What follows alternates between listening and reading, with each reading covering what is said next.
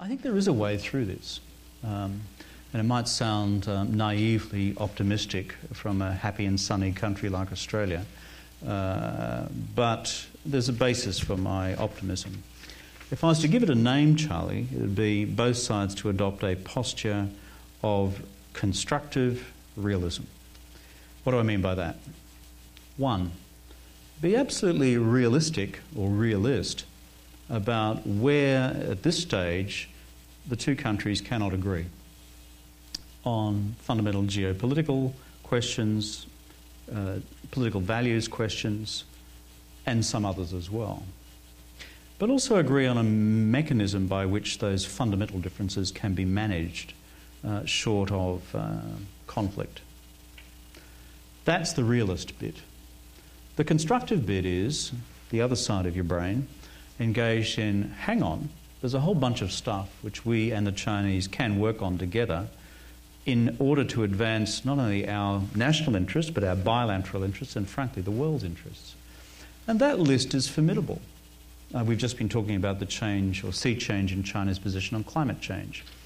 Two of the world's largest emitters, or the two largest emitters in the world, People's Republic of China, United States of America, they will decide effectively between them whether Paris Conference of the Parties on climate change this December succeeds or fails by what they do.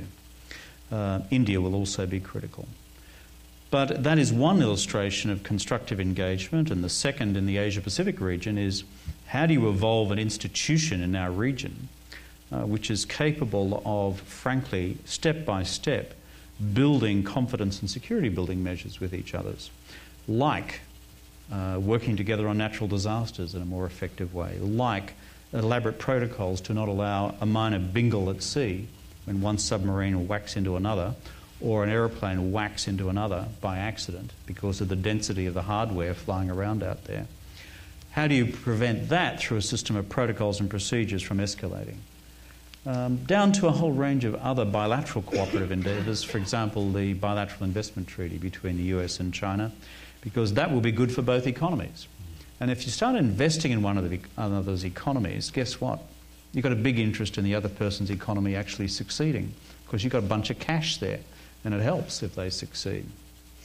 So that's what I describe as the constructive dimension. The final dimension is to have in the back of our mind a view that if you develop sufficient political capital and diplomatic capital from the things that you work on together constructively over time, that as circumstances allow, you draw on that capital to solve some of the unfixable problems in the first box.